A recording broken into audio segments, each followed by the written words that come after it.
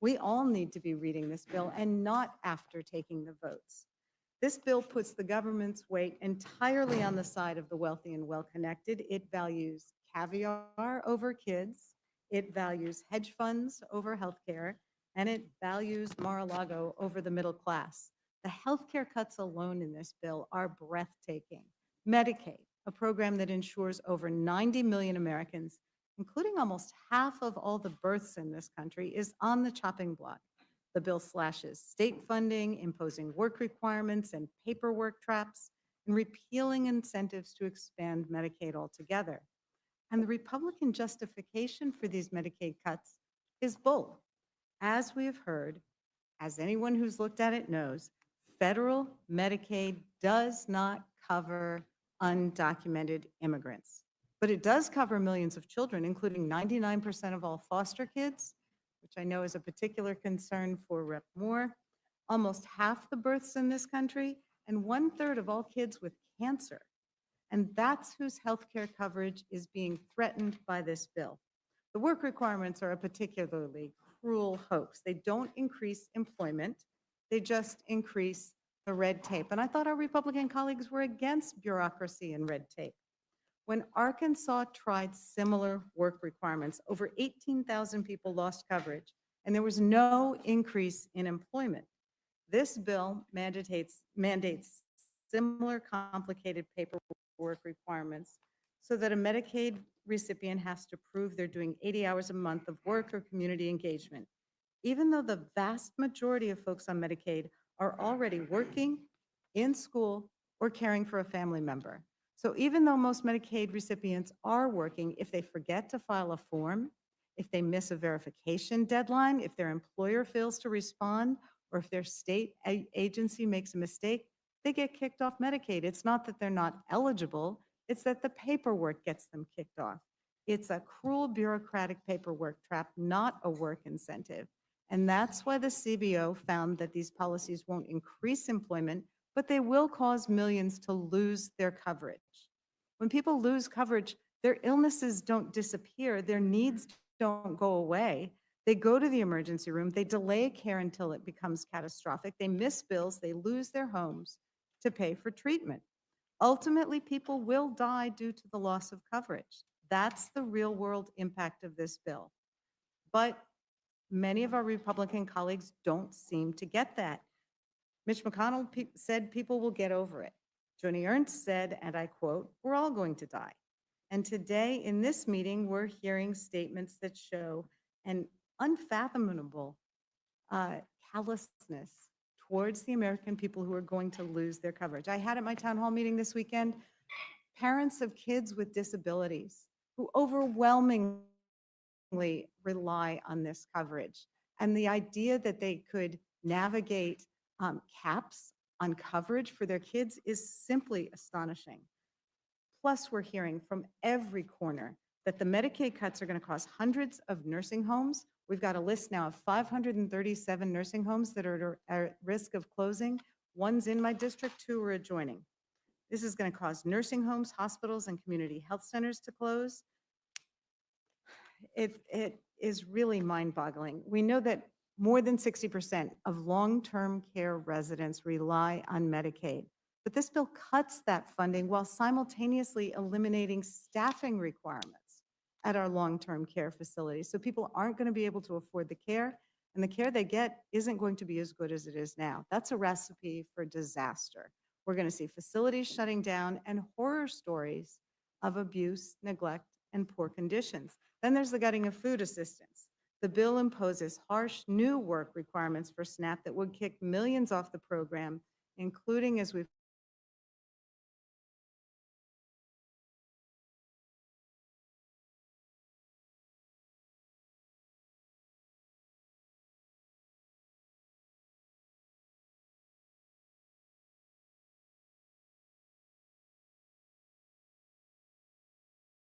through the winter.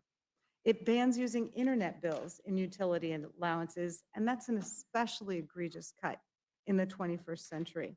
On top of that, states are going to have to start footing part of the SNAP bill for the first time ever. This is a backdoor cut, and I know My state, as well as I assume many of the others, are not prepared to take that hit to their budgets. Like so many provisions in this bill, the SNAP provisions would shift billions of dollars in cost to the states, in addition to all the paperwork and personnel costs that this bill would add. For example, when you no longer have automatic registration for school lunches because you have untied it from SNAP, all of a sudden, all of our local school districts are going to have to re-engage with an arduous process to make sure that kids are eligible for school lunches. We had a roundtable with our local school districts a couple weeks ago, and they are terrified about this at a time when school budgets are under so much stress. All of a sudden, we're going to require them to hire dozens of new people to make sure kids can get lunches and be able to study while they're at school because their stomachs aren't growling. Multiple analyses have shown that any minimal benefit that we might get from this tax structure for lower income Americans is going to get eaten up by Trump's tariff wars. According to a new economic analysis put out yesterday by the Yale Budget Lab, this bill is actually going to reduce income for the bottom 40% of earners. A massive chunk of the middle class will actually see their incomes drop as a result of this bill. Meanwhile, people at the top 1% are going to get a $30,000 tax cut, and the top 0.1%, 0.01%, sorry, will get a $100,000 handout. So again, every responsible study that is looking at this is showing that we're going to see a wealth transfer from low-income Americans to the wealthiest among us. And all of this is going to be paid for with borrowed money. The bill adds nearly $4 trillion to the debt. That's not me saying it. It's Moody's, the Wall Street Journal, the Committee for a Responsible Federal Budget. It's going to be the single largest increase to the deficit in American history. Republicans say the tax cuts will pay for themselves. It's a lie. It always has been. It was a lie in 1981. It was a lie in 2001, and it was a lie in 2017. It's still a lie today. The promise of tax cuts for the rich creating jobs and economic growth has never materialized. And we have the data of half a century to show that. What we have witnessed is a massive increase in income inequality, an acceleration of corporate concentration, stagnant wages for workers, jobs shipped overseas, and an economy that doesn't revolve around Main Street, but around shareholders, Wall Street, and CEOs. The climate provisions in this big ugly bill are no better. It represents a near total rollback of the historic investments in clean energy and environmental protection that we enacted in the Inflation Reduction Act. These cuts are going to jeopardize 1.75 million good-paying construction jobs and billions of dollars in private sector investment that is growing our economy now with solar, wind, and hydroelectric projects. We're slamming the brakes with this bill on some incredible economic growth and ceding energy dominance to China. Also, our Republican colleagues can placate their fossil fuel donors. This bill is a brazen handout to polluters. It has sweetheart deals for the oil, coal, and gas industries that read like they were written by lobbyists. It mandates lease sales in the Arctic National Wildlife Refuge, threatening one of the last truly pristine ecosystems on Earth. It opens 4 million acres of public land to coal mining and slashes royalty rates, a direct subsidy to the oil and gas industry. And household energy costs are going to go up as a result of this bill. We've seen 2 studies already showing that costs for energy in my state, in Pennsylvania, in New York, are likely to increase 7 to 8%. In Minnesota, they're likely to increase by 12%, and 16% increase in energy costs for Texas and South Carolina. This bill not only repeals clean energy, as a steep excise tax on any new wind or solar project that doesn't comply with restrictions that are designed to be impossible to meet. This is a particular burden on Pennsylvania because Pennsylvania's legislature recently passed a law to help our schools convert to solar energy using some of the credits in the Inflation Reduction Act. And this was viewed as a win, win, win, win because it was good for our construction folks. It was good for our school districts because it was lowering their costs of construction and of energy costs moving forward.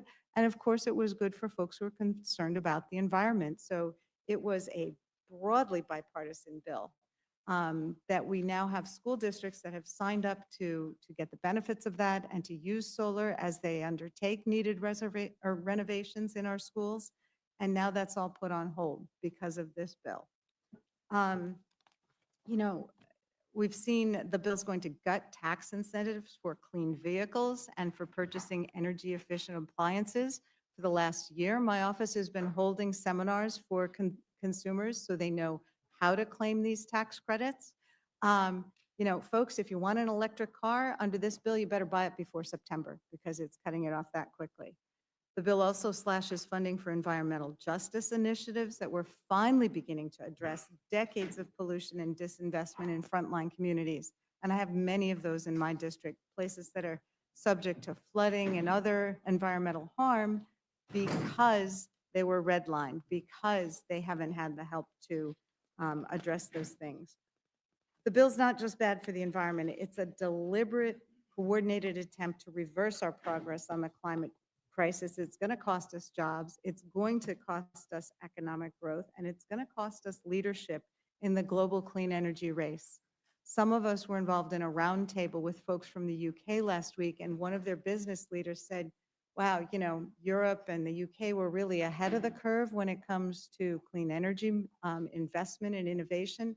But then the US passed that Inflation Reduction Act. And if you heard a giant sucking sound, it was all the investment coming out of Europe and going to the US. But they said, but now we don't know because there's too much uncertainty. It looks like you're going to roll that back. And we're probably not going to invest in the US again. So, this is a multi-billion-dollar gift to the most polluting industries on the planet. It is a betrayal of future generations. And when you add the environmental harm to the harm of adding $4 trillion to the deficit, it's a betrayal of our kids. So we've also got issues of the money that's being added to the budget in this bill, especially around immigration, the dollars that are being sent to private prison contracting companies, billions of dollars. We know that they're supporting this administration in its claims that they're only going after the worst of the worst, but certainly the scenes that we're seeing on the ground are telling a completely different story. We've seen masked agents grabbing hardworking people, not criminals, but people with no criminal past from their workplaces, from court appearances. The administration has ripped families apart, detaining grandmas and landscapers without notice and without any information about where they're being held, including disappearing people to countries they've never been to based on tattoos. US citizens have been mistakenly arrested, and we're on track to see more deaths in ICE custody since that information started being publicly reported in 2018. The reality is it's not the worst of the worst. According to a recent report from the very conservative Cato Institute, 65% of the people taken by ICE have had no convictions whatsoever. Clearly, this ICE, et cetera, is not deporting the worst of the worst. They're just trying to meet Stephen Miller's quotas, no matter who gets hurt in the process. So, in addition, we have concerns that this is being done at the expense of legitimate national security and crime fighting efforts. What we're seeing on our streets is dystopian, it's un-American, and people, including US citizens, are scared of their own government, which is not something I ever thought I'd be saying, and it's really horrific to see. But Americans understand that when an immigrant is denied due process, it's a slippery slope for everyone. Because if the government doesn't have to prove whether someone's a citizen or not, whether there's a criminal or not, then they can take anyone. Without the rule of law, who's to say who's a threat to our national security or just a threat to this White House? So none of this makes people's lives better, doesn't make our country safer. We do see our colleagues trying to rush through a 940-page bill that touches everything from taxes and healthcare to border security and defense spending. No one has had the time to read all of it or review all the changes it makes. Senate released the text on, I think, early Saturday morning, made major revisions as recently as noon. And there are real consequences when you rush through bills. We saw that with the 2017 Tax Cuts and Jobs Act. There were major drafting errors in the scribbled provisions in the margins of that bill that it took years to sort out.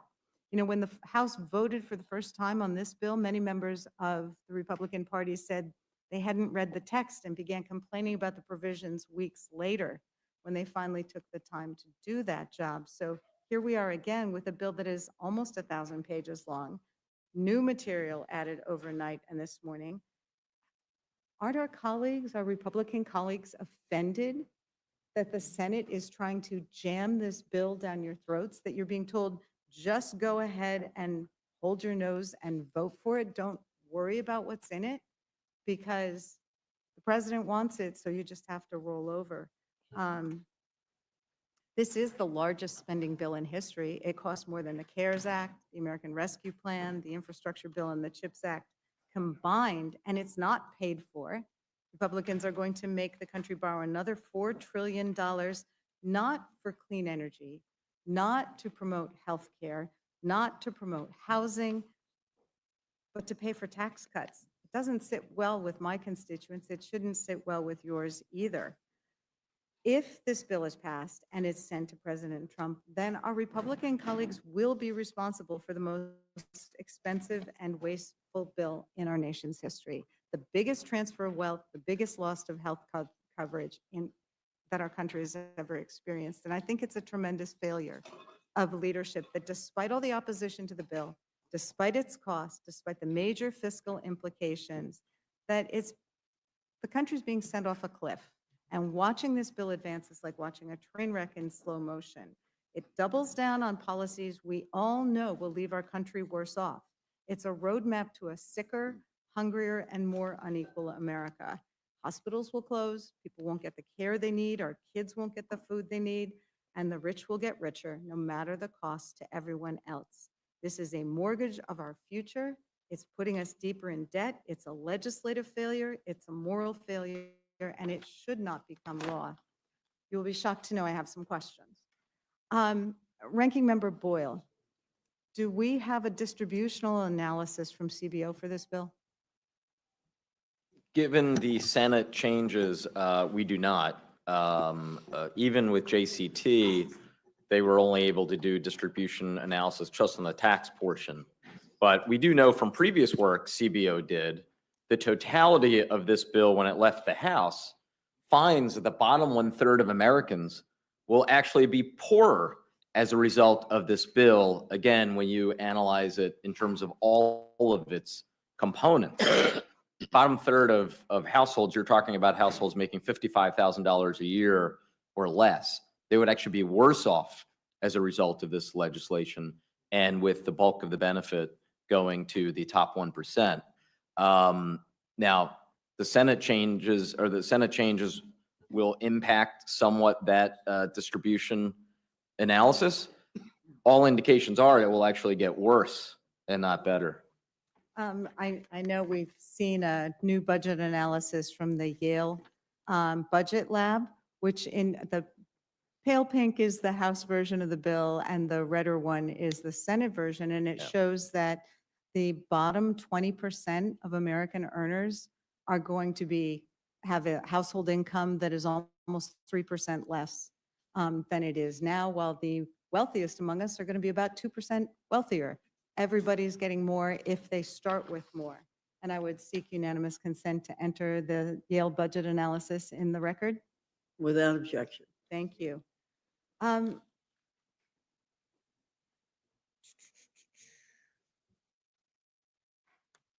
you tell us a little bit, there's the carve-outs that were put in the bill for Alaska specifically. Can you speak to that, or is that something for Mr. Pallone? I can't say I'm an expert on Alaska and what may or may not have been inserted. at the last second. You know, I remember there was a piece of legislation 15 years ago famous for the Cornhusker kickback. Mhm. So this is perhaps the Eskimo kickback. I heard But that it would be called- the extent of my knowledge on this provision.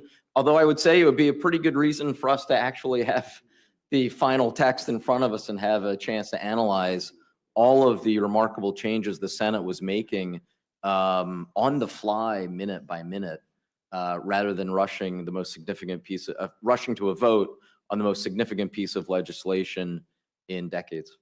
Sure. And I mean, I think I heard at my town hall from some of my constituents who were really concerned. They were calling it the caribou kickback, but they thought it was, basically unfair. And as someone who also represents Philadelphia, maybe we should go for the soft pretzel or the cheesesteak kickback. What's sauce for the goose here? We've been hearing a lot of nonsense about how these tax cuts are going to pay for themselves. Can you help us better understand why that's not true? Tax cuts have never paid for themselves, as even right-leaning economists who've testified before the Budget Committee have acknowledged. Targeted tax cuts can have some stimulative effect, but even then, never so much that they entirely make up the lost revenue. And frankly, we've had a 45-year experiment in this. If tax cuts paid for themselves, then our national debt wouldn't be $36 trillion. The bulk of the added debt since 2001 has actually come from 4 different rounds of major tax cuts. 2001, 2003, their full extension or mostly full extension about a decade later, and then the 2017 TCJA. All told, that combines for more than $10 trillion in missing revenue that would have been there had we just kept in place tax rates as they were in the 1990s under President Clinton. Thank you. I know we've heard some concern from our Republican colleagues that we have to pass these tax cuts or else middle-class families will get slammed. I think it was a concern for Mr. Norman, although he said, we got plenty of time. That doesn't happen till the end of the year. We could pass a bill to address that. There was an interesting graph that came out from the Joint Committee on Taxation today that shows that if we did keep the tax cuts for middle-class families, that would only, and I use the word only advisedly, add 1.6 trillion to the debt. It's the keeping them for all the high-income folks that adds 3.3 trillion to the debt. And then, as someone has mentioned already, the House and Senate bills actually added more tax cuts than are in the 2017 package. So that's how we end up with $4 or more trillion in additional debt. Ranking Member Moore, we heard a little bit about the child tax credit before, and I think it's important that, I'd like it if you could address a little bit. We had an expanded child tax credit during the COVID crisis, which actually did put more money in the pockets of those who need it most. And it was shown to reduce childhood poverty in this country by something like 40%. That's not what we're talking about in this bill, is it? I know there's some changes to the child tax credit in this bill, but that doesn't reach the same people, or it's not likely to have the same effect, is it? No, ma'am. No, Ms. Scanlon. This is not the same old child tax credit that reduced poverty among children by 40%. And indeed, it's a child tax credit that is more stingy as it left the Senate than what was produced in the House. And what it will do, it's not refundable, which means even if a married couple, both working at minimum wage, worked full time, they probably would not meet the $30,000 threshold to get the full child tax credit. So it's not about laziness or not working. This child tax credit would endure to the benefit of wealthier people. If you're making $400,000 and your income, you get your income from dividends, you'd be eligible for the child tax credit, whereas there'll be 17 million children whose parents don't earn enough money or any money that will be left behind. So you think of a child tax credit as something that we ought to you know, that's an admirable thing to add to a bill when we think about the cost of children, the added expense. The group called the True Cost of Living says that when you have a child, that automatically adds $19,000 worth of costs to your family. So certainly those families at the lower end of the income spectrum who could use it will not receive it. That it seems to be a theme with this bill, that in every instance where there's a choice to be made, the haves get more. So with the child tax credit, it's going to give more benefits to people who already have some means. With this SALT tax deduction that we've heard so much about, we're not talking about people who get the standard deduction. It's only people who have enough real estate that they're paying a lot of taxes who benefit from that. That the rich get more tax cuts and more benefits. So it just feels like it's an overriding theme throughout this. I wanted, yes. Clock is working correctly. Mhm. We've now gone for 30 minutes, I think 26 minutes. Okay, Soliloquy. So I'd like you to please I read will up your question. keep moving along. Okay? Okay, sure. I did have another question for Reps Moore and Pallone. We've heard so much about the work requirements in this bill for Medicaid or SNAP, but particularly Medicaid, being necessary to address fraud. But I was doing a lot of research this weekend, and every time we hear about a big Medicaid fraud case, it's not the people who are the recipients of Medicaid who are the ones committing the fraud. It's the insurance companies, it's the medical providers, it's the doctors, it's the healthcare systems that are committing billions worth of fraud. How will work requirements on recipients address the bulk of Medicaid fraud? Well, the report that came out that talked about fraud, as you said, I think it was from CMS, and it Mhm. basically was talking about the insurance companies. It Mhm. wasn't the people themselves. So that's obviously clear. To put it in simplest terms, I think what this paperwork does, right, is it makes you file as much as once a month to keep getting your Medicaid and say that you're working, right? But you can, and the people that are actually working, it's a burden because they have to do it every month and they may miss it and then they're out, right? But I think the bigger problem is the fact that if you want an exception to that because you're disabled, because you're pregnant, or the various categories they put in, those are extremely strict, right? Mhm. So let's use an example. Like if you're disabled and you want to get Social Security disability, right? That's a very stringent test, right? There are a lot of people who don't meet that test but still are disabled and can't work or can't work enough, right? Those people, the way I see the definition, they're out, right?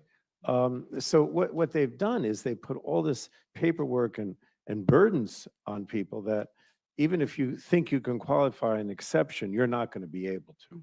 And that's what happened in Georgia. That's why in Georgia you had this 300,000 or 400,000 people that were eligible for Medicaid expansion, but only 4,500 actually qualified, not because they weren't, they actually weren't able to work. Maybe you're taking care of a relative, right? And that's a category that's in there, but how do you actually prove that, because these are so stringent, that that's Mhm. legitimate?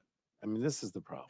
Well- I agree with everything that he said, Ms. Scanlon. I would just add, we've had an example of this in our recent experience when we had an expansion of Medicaid during COVID, and people were told they had to re-up in order to be made eligible for Medicaid.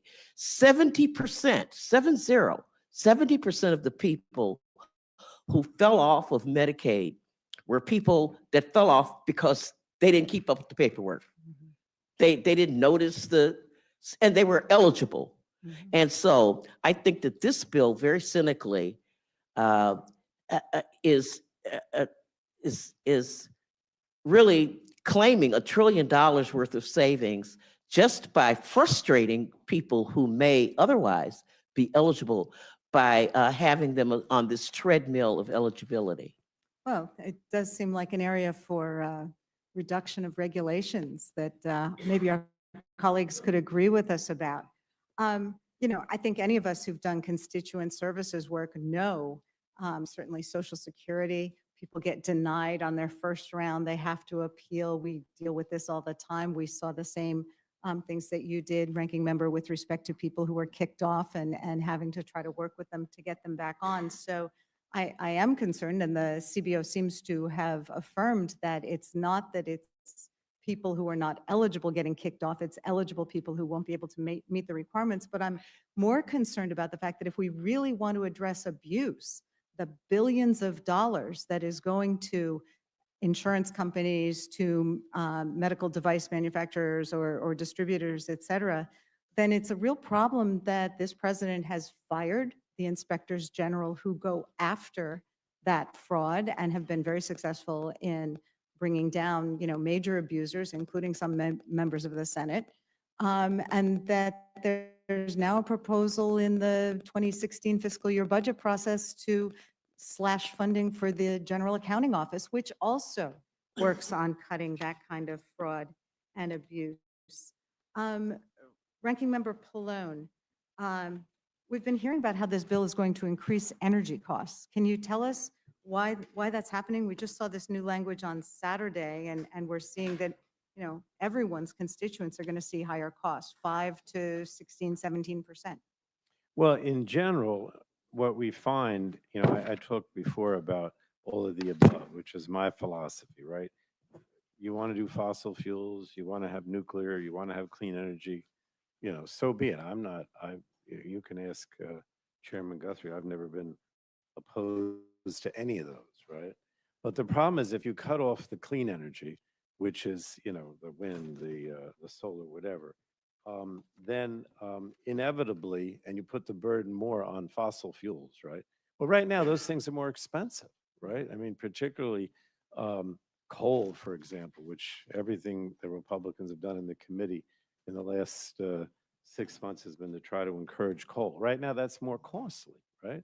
So just in general, by cutting your clean energy arm off, which is essentially what this does, you're raising prices in general, right? In addition to that, as you mentioned, and again, part of this is my understanding is a lot of these things were in that last, I don't know what you call it, I'll call it the manager's amendment at the end, which, I hope I know what was in it because frankly, it's been difficult. At 12 o'clock, we got them. So I don't think they call it the manager's amendment in the Senate, but whatever they call wraparound. it, right? That, from what I understand, just wiped out almost all of the credits, if you will, for any kind of clean energy, right? And they did, I think, have a tax on clean energy, which they got rid of, thank God. So we went from encouraging clean energy to actually taxing clean energy, which now the tax is gone. But I mean, all these things, and we did so many things to try to help people pay their energy bills too, a lot of that, So it's just an across the board increased costs, in my opinion, primarily because they've eliminated any help or any movement towards clean energy and moved in the opposite direction. just in It general. certainly doesn't seem like something that looks towards the future. We have heard quite a bit with respect to the Medicaid cuts about senators being so concerned about the impact of those Medicaid cuts on rural hospitals that they added a fund to try to prop up rural hospitals. I don't have rural hospitals, but I have urban hospitals that are frontline hospitals and have been really challenged. We've lost several in recent years. So can you talk about the impact of these Medicaid cuts on urban frontline hospitals? Well, first of all, this rural hospital fund is not going to be adequate, right? I mean, it's paltry, right? In terms of the actual monies available. So when you make it, there's so many more people who are on Medicaid lose their Medicaid, or people that are on the Affordable Care Act, lose their health insurance. Now you have these hospitals, a lot of them in rural areas, but now you're talking about urban areas, just as maybe even more dependent on Medicaid, ACA. In those cases, by making those people now uninsured, they have to absorb all the costs of the uncompensated care. And some of these hospitals, disproportionate care hospitals, safety net hospitals, are overwhelmingly dependent on, Medicaid, exchange policies, whatever, as opposed to insurance that you get on the job. And so what do? Right? They don't have the money. Well, this is all third-party payments that they've now lost. Well, they either raise costs, which means the burden goes on people that have insurance on the job with increased premiums or increased copays. But more likely not. More likely, they just don't have the funding, right? Yeah. And so what states have done is many states give them direct payments, like in my state, to help some of those hospitals that could fail, right? Or they also depend on the provider tax. The Senate devastated the provider tax because the provider tax, at least in the House, was made at the current rate. You couldn't increase it because of inflation. That was bad enough. But in the Senate bill, they actually decrease the provider tax even if you already had it. So if you're charging 6% now, and they're going to make it, I don't have the actual number again. It'll go down to 5, it'll go down to 4, it'll go down to 3, to the point where it doesn't even exist anymore. And even though you say, well, okay, you don't have to pay the tax, the bottom line is the way that formula distributed, as you reduce the provider tax, they get less money in the hospitals back. And that's what's devastating. But any kind of safety net hospital, whether it's rural or urban. Ranking Member Craig, I had a couple questions for you. Yeah. I'm finishing with the last one. Yes. Understood. I'm really concerned about the impact of this on our schools, especially coming as it did after the administration impounded funding for the local food purchase programs. Can you talk about the impact on both schools, kids who may be hungry, and our farmers who are now not getting the payments they were expecting? Yeah, it's going to be devastating on top of the administration and DOJ pushing back on some of the appropriated funding for those farm-to-school programs across the country. This is an added layer because the truth is that most people who rely on SNAP as a supplemental way of putting food on the table are folks who are already working and folks with children. And so our children are going to be hungrier. And as we know, the impact on learning when kids are hungry is very substantial. You also asked a few minutes ago about the contours of the agreement that came back from the Senate. We're all still learning that framework, but as it relates to the cost shift to states, my understanding is because the carve-out that was attempted for the state of Alaska could not pass muster with the Senate parliamentarian, they had to go back to the drawing board. And I think about just how ridiculous the policy sounds of now we're going to let DC, Florida, Georgia, Maryland, Massachusetts, New Jersey, New Mexico, New York, and Oregon, including Alaska, because one state didn't pass muster. We're going to let them all get 2 bites at the apple of delaying implementation of the cost shift because they are the states with the highest error rates in our country. If I were on the other side of the aisle and this came back to me from my Republican colleagues in the Senate, I'd be calling every single one of them saying, what the hell are you thinking? Well, I think I may have to renew my request with Ranking Member Boyle that we go for the cheesesteak carve-out because clearly the policies just aren't passing muster here. So appreciate all of your testimony, and I will yield back. Very much. Ms. Fishbach, you're recognized.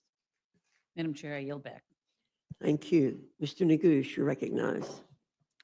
I thank the chairwoman and the ranking member, and of course, welcome back to all of the chairs and ranking members, and thank you for your testimony today. I, of course, oppose this bill for all of the reasons that my colleagues, Ranking Member McGovern and Representative Scanlon, articulated. I think it is a terrible bill. I think it's cruel. I think it'll have devastating consequences, certainly for the people of Colorado that I represent, but ultimately for millions of Americans across our country.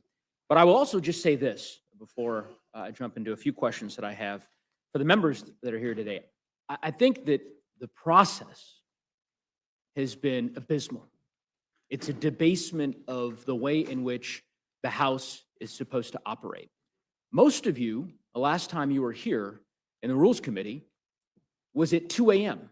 4 weeks ago, when we last considered the House version of this bill, because House Republicans decided, in their infinite wisdom, to schedule that hearing in the dead of night, hoping that the American people would not learn what was in the bill, knowing that it was indefensible. Now, of course, a few mere hours after the United States Senate has passed this bill without any final text on what we're actually going to be voting on, we're here considering this bill.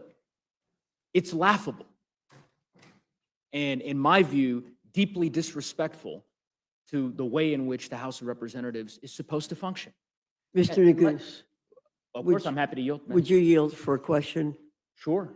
Are you aware that the Democrats did this when the Senate passed a 4,000-page bill and sent it over to the House, and the Rules Committee met very soon after that? When was this? Perhaps. I think, I'm not sure if it was the IRA. I will get you the specific date, but I don't know if you were appalled at the way the House operated then. I'd be. But I figured you probably weren't aware that the precedent was set very badly by the Democrats. So thank you for yielding.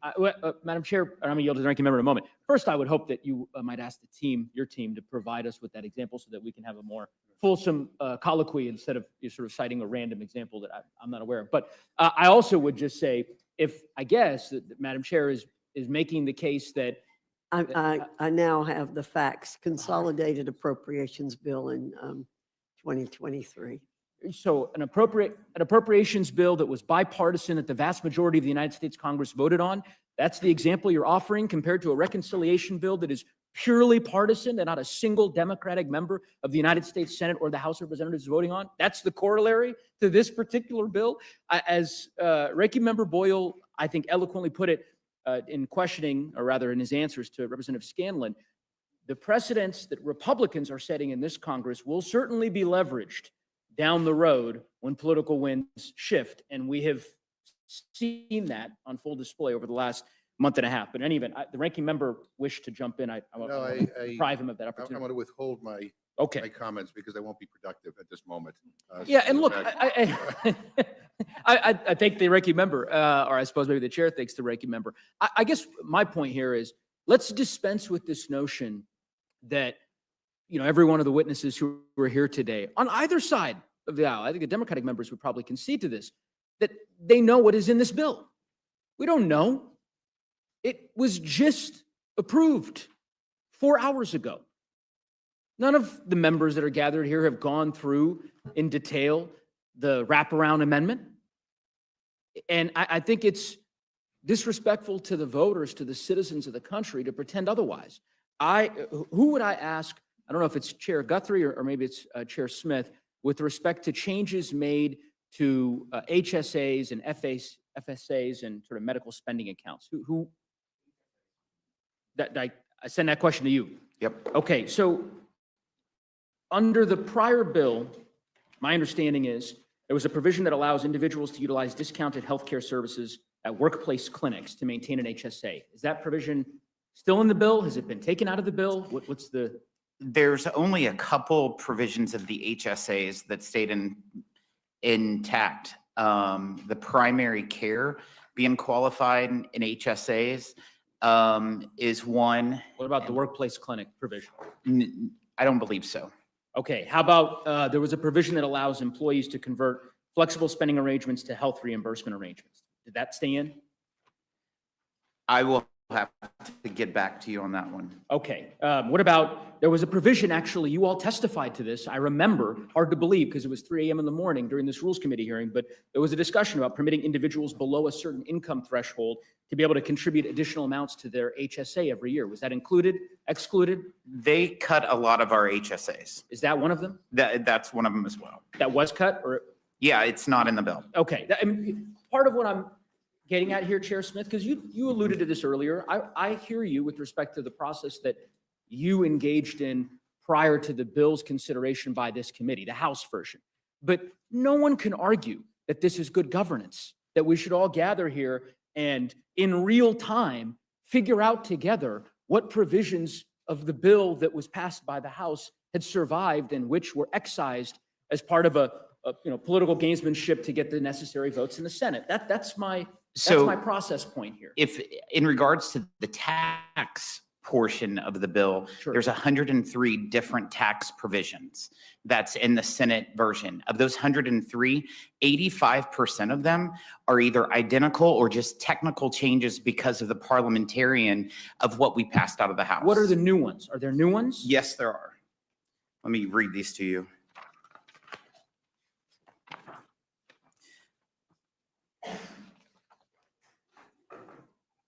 So the new ones that they added was the dyed fuels, which is Miss Moore's provision that she likes. New markets was included, made permanent, the new markets tax credit program.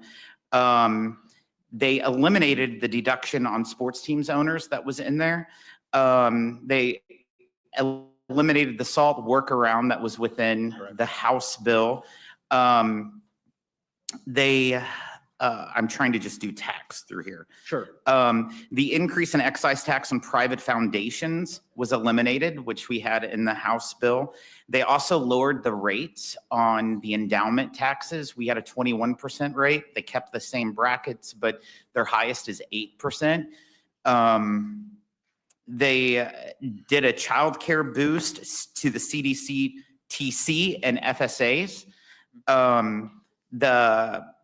The CHIPS and Science Act tax credit was adjusted in this bill, and also the charitable deduction. I think you're missing one. Which one is that? Whalers. What's that? A new tax break for whalers, right? Am I, Are you talking about allowing someone who Fishermen. uses a harpin to deduct the cost of that harpin? correct? That's included. It's a business expense. It's a that- new tax break, It's a right? business expense that was capped at $10,000, and now they can deduct it. Up to $50,000, right? Yes. Yes. Why was that added? I think we all know. You would have right? to talk to the senators. I'd have to Like, talk to the senators. I don't Yeah. know, it was kind of convenient, Chairman Smith, that was the one addition that you omitted from that list you provided. But I think I There's would. probably more that I Well, left off. that may-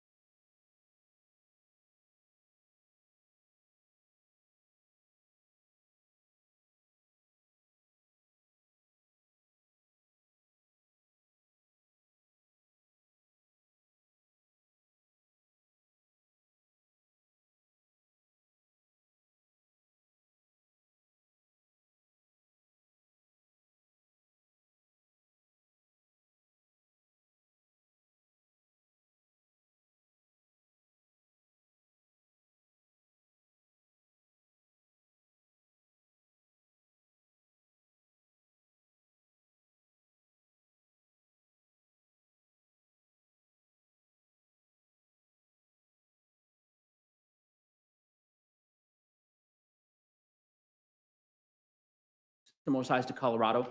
How many estates were subject to this tax in the last year? It all depends. I don't know how many people died in the last year, but what I will tell you, in your district alone, 3,700 farms, just farms are affected by this provision I for can- family farms. I can tell you. That's pretty That substantial, above the 37 vote. limit, above the $30 million limit, right, or excuse me, under the $28, because right now it's, what's the number now, 26 or $28 million for a married couple? It's 14 million, 28, 28. Correct, 28 million. So I can tell you that in Missouri, the number is 44. 44 estates that ultimately would be subject to that estate I tax. don't believe above- that number. I will provide you the, Yeah, people can make a lot of numbers, Well, but I can tell you in my district alone, Sure. there's over 4,000 family farms that are falling underneath this trap of the death tax. we will follow up. Yeah. And happy to engage with you further on it. Chairman Arrington, Yes, sir. welcome back. Good to be back. So this is your third time testifying in the last month and a half. And the third time's the charm. I think I'm going to convince you to support this bill. Here's where I'm struggling, Chairman Arrington, is that the first time you came on the budget resolution, right? Second time you came on the House version of this bill. That's correct. Now you're here on the Senate version of this bill. Yes. Every time you testify, this bill gets more expensive, right? I mean, you don't contest that. It's gotten more expensive since the first time you were here. The Senate bill's more expensive than the House. I'll Sure. see that. Yeah, okay. Yeah. I mean, We set the targets the Of first course, time. yeah. Second time, we had the policies. and this isn't, these aren't. Gotcha question. Yeah, not a gotcha question. This is the Center for, Committee for Responsible Federal Budget, right? Headline, this is just 2 days ago. Newest Senate reconciliation bill would explode the debt, right? It says here, if you thought the House bill borrowed too much, and it did, the Senate manages to make things even worse. This $4 trillion borrowing bonanza is fiscally dangerous at a time of already exploding debt. It would borrow $1 trillion more than the House bill, violates the House's reconciliation instructions by hundreds of billions of dollars, littered with special interest giveaways, right? So this bill continues to get more and more expensive. Committee for Responsible Federal Budget agrees, the litany of organizations that Ranking Member Boyle and Ranking Member McGovern agree, the House Freedom Caucus, of course, of which we have a number of members here that serve on the committee, that are members of the committee. They concede that as well, right? Tweeted out, the Senate's version adds $651 billion to the deficit, and that's before interest costs, which nearly double the total. Chairman, I have made this request of you every time you're here, that at some juncture, you might say, you know, this is a bridge too far. Because you have championed deficit reduction earlier in your career. But, you know, the speaker is asking you to defend something that is indefensible with respect to deficit reduction. And it's not me making this case. So I just, and I'm going to give you an opportunity to respond here, but what do you say to the House Freedom Caucus? What do you say to the Committee for Responsible Federal Budget? Why not engage in a conference? Why accept what the Senate has sent you at face value? You're the chairman of the Budget Committee. Well, I think you would agree that in large legislative initiatives like this one, Democrat-led or Republican, there are things you like about a bill,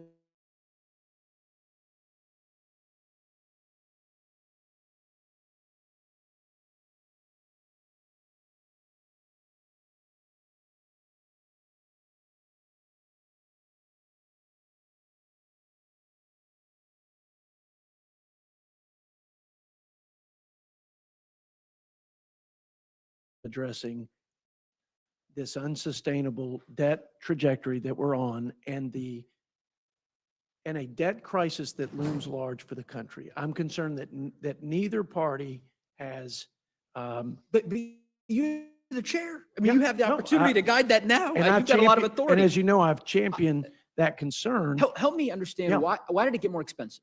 So here, maybe that's a sort of I too think simplistic of a generally- question. What happened in the Senate? Why did this bill get Yeah, more expensive? yeah, What did they add that increased the cost? Well, the savings in the, on the SNAP side, or in the ag jurisdiction, I think it's about 100 billion loss in savings on the Senate side versus the House side. There were more savings in the Senate on Medicaid reform versus the House Mhm. side.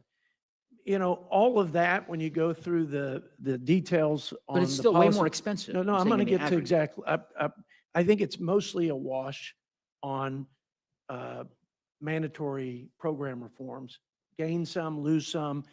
The tax policy is where the additional expenses, that's where the preponderance Got it. of the difference in cost in the Senate versus the House. So why not go through this bill and find some opportunities to get some of the pork out of the bill, which I presume would, maybe satiate some of your colleagues in the House Freedom Caucus, certainly would be a lot less harmful to the deficit.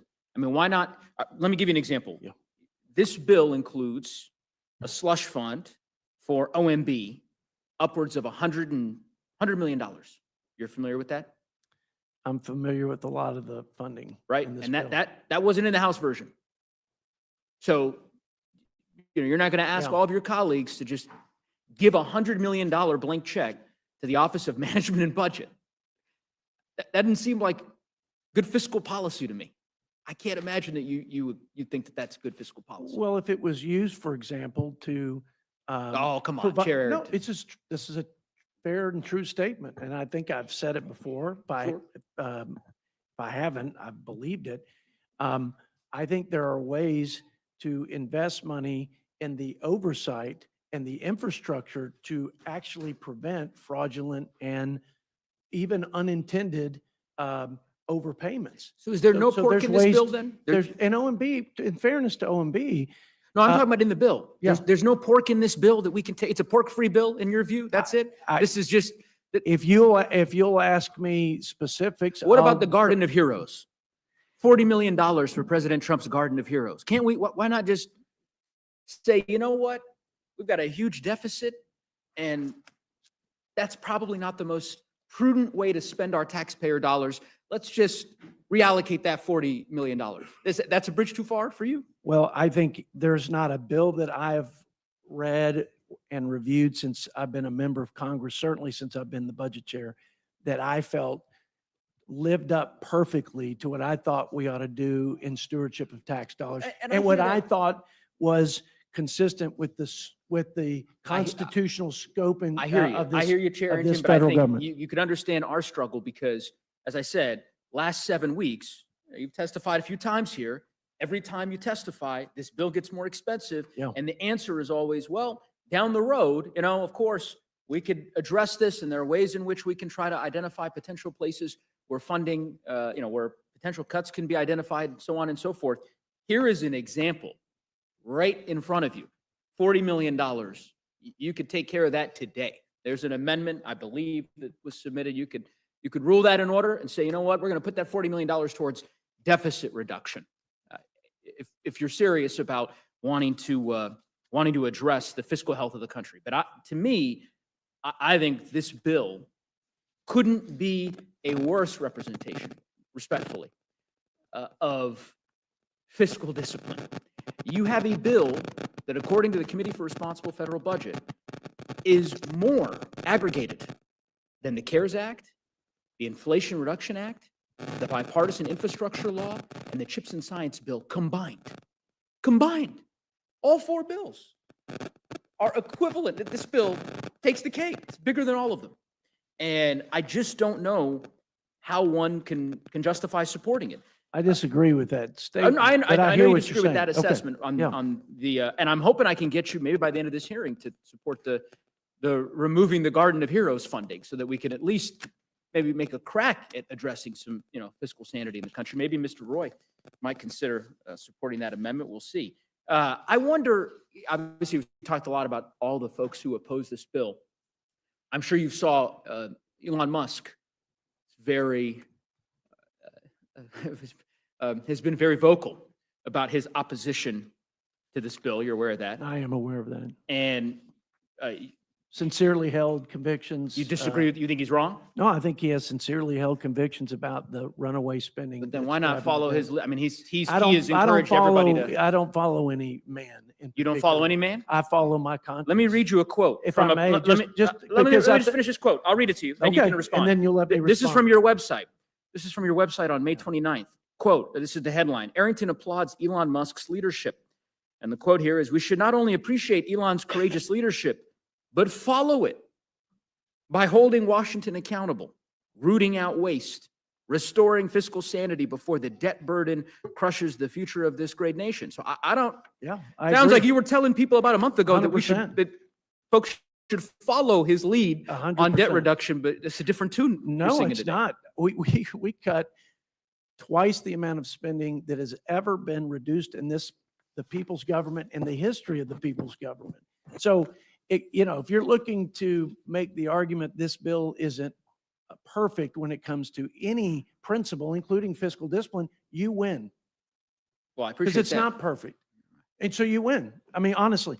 But to say that, the old Ronald Reagan 80-20, fill in the blank in not so perfect processes in a political process, having significant reforms on the fiscal side, like the spending cuts, like the welfare reforms that are long overdue, much needed, like preventing, which 40 some odd Democrats opposed, preventing taxpayer dollars to flow to people who are here illegally. That, I think, is all consistent with what I I hear you. understand Elon Musk's. And I hear you, Mr. concerns are. Chairman, but I would just simply say, I mean, again, it's part of the frustration for me, and I Sure. suspect many Americans, that there's sort of this notion that we don't have the agency to shape the bill.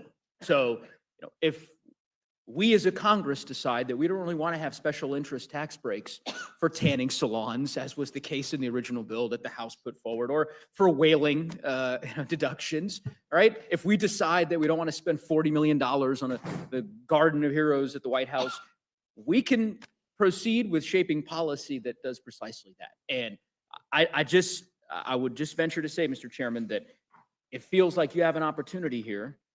You have a number of members on this committee on the other side of the aisle who expressed their opposition to the bill and their indication that they're going to vote against the rule. And I would hope that you take that opportunity to perhaps change course. I want to move to the SNAP cuts, and also just the agriculture title of the bill, and to Ranking Member Craig and to Chairman Thompson. So Chairman Thompson, I guess I want to understand more clearly what you all are trying to achieve with the state cost, that this sort of new imposition of state costs with respect to SNAP. Because my understanding was that this was designed originally to try to incentivize improvement in SNAP payments, right? State-based, right? Basically to reduce the error rate. Is that right, or am I? Yeah, the ultimate goal is to have the state, who's a partner within the SNAP nutrition program. Obviously, they've had no skin in the game before. And as I said in my opening remarks, there is a tendency, if you're spending somebody else's money, you're reckless with it. If you have to spend even part of your own money, you pay closer to the attention of the effectiveness.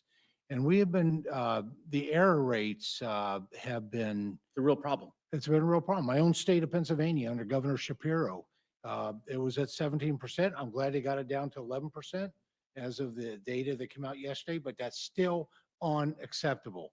If it's an underpayment, that's a family that's, once their EBT is looking to their EBT card to be loaded appropriately. So when they go to the grocery store, they know that resource there. It's not, and it's supplemental. It's in Sure. addition to everything else in their lives, right? Sure. But still, if it's an underpayment, it hurts those family members. If it's an overpayment, believe it or not, it hurts even more.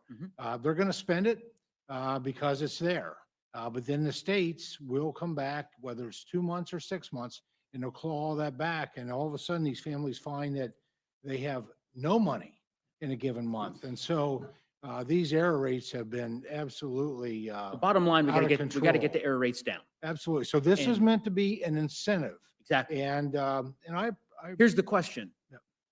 Under the bill as it's drafted now, the higher your error rate, the more likely you are to get a waiver not to have to pay anything as a state.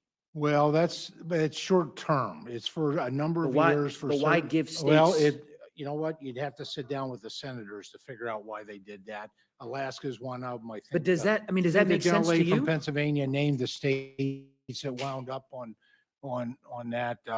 I mean. Correct, the it- 10 states, it Oregon, was New a- Jersey. Was a Senate amendment, delay Correct. implementation of state, and it's a delayed implementation of state Correct. cost share. It But doesn't. why does that, I guess what I'm trying to understand, and you may Why not, did they do it? well, Well, we're all in politics. We know why Sure. they did it in the Senate in order to get certain votes from certain and if states that to is be the able to case, pass does this. that not violate the very objective that you all No, were trying to I- achieve? it Let me explain why, and I'll give you a chance. Doesn't and I'm long gonna- term because okay. it does result in a state share. Let's say it just this way. Gives them more time to Sure. be able to get there. Let me say it this way. The gentleman from Texas, Mr. Royce here, Texas has an error rate that hovers around 6%. So right now, under the bill, as it is proposed, Texas wouldn't necessarily, if it stays below that 6%, doesn't have to pay a state portion-based cost for SNAP. If it gets above 6%, say jumps up to 6.5%. For the next several years, Texas, the state of Texas and Texas taxpayers have to foot the bill of a state pro rata cost. That's correct. With Hold on, something they've I'm not never asking had a a question. payment- Mr. They've Thompson, never had a payment. I'm in. not asking a question. Texas has to Please do so. do. I will. Texas has to do so. Oregon right now, which has one of the highest error rates in the country, does not have to pay a single taxpayer dollar towards this program. You have designed a program in which you are incentivizing states to have a higher error rate. If you're a state, and Ranking Member Craig, maybe, no, I'm asking Ranking Member Craig It's a question. transition plan. She can answer if she'd like. If you are a state with an error rate of 10% or 11% or 12%, if you can get your error rate higher, That's right. then under this bill, you won't have to pay a dime. And you get, under this bill that came back today from the Senate, in fact, you get 2 bites at the apple over 2 years to get your error rate up so that you can not have to pay the cost shift for a period of time. It's insanity. It's So insanity. A state like Colorado or Missouri or Texas, the states that are trying to keep their error rates down and are doing a good job of it, they get penalized. Meanwhile, New Jersey, Oregon, Alaska, states with a high error rate benefit.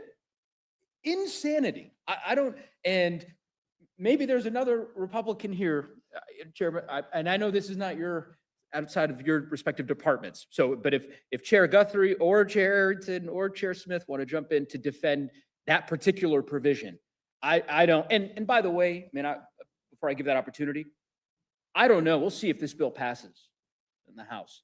But I can assure you that if it doesn't pass, if there are enough Republican members who say, you know what, this is a bridge too far, this provision is not surviving. It's not going to survive the sunlight of the next 48 hours. There's no way. I am calling it now. I cannot imagine that Republicans are going to say, yeah, we're fine with Portland paying not a dime for a state portion of SNAP.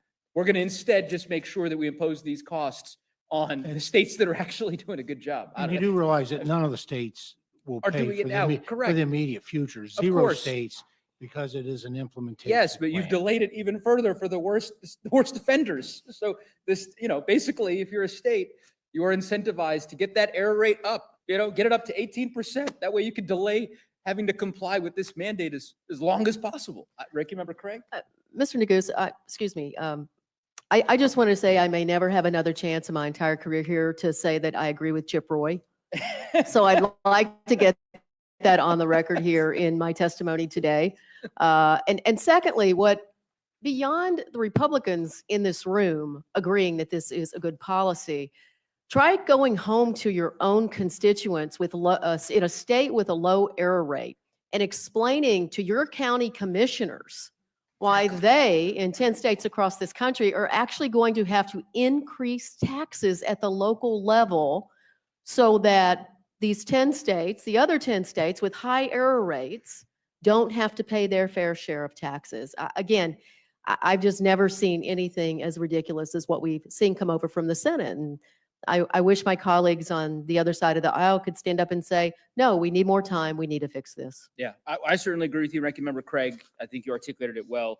As I said, whaling taxes, tanning salons, all the pork and nonsense that has been included in this bill.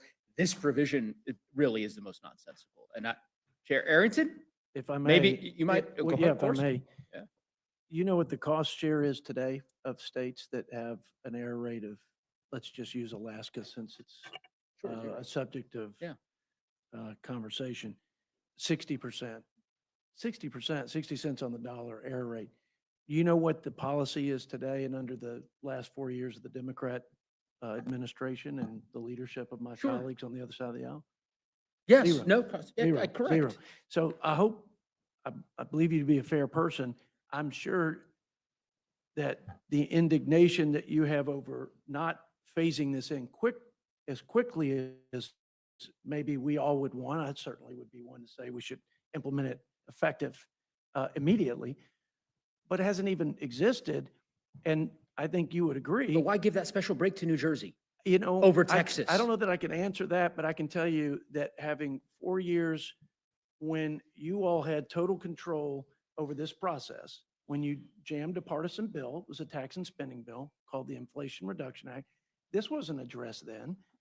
I would say kudos to Republicans. It's not perfect, once again, but we're going to phase in accountability for states Sure. who have a 60 cents on the dollar error rate. I If we could get that implemented today, I'd take Oh, it. If we can get it I in 2 indulge you, years, that's Chairman. better than what it I was. indulge you, Okay. Chairman. I would just simply say, I think that's going to be a hell of an argument to make to the people in West Texas to 2 years from now to say, look, I get it. I know y'all are paying more now for SNAP, by virtue of this new mandate, but just rest assured, the people in Oregon and the people in New Jersey who are, or rather the state governments there, who are doing a far worse job with respect to the error rate, don't worry, they're not paying a dime. That doesn't seem like an argument that I would think Republicans want to make to their constituents, but I'm not a Republican. So Ranking Member Craig? Yeah, I like just to- like to, this is, certainly want to make sure all my Republican colleagues know this, but high error rates actually are subject to sanctions. And in fact, USDA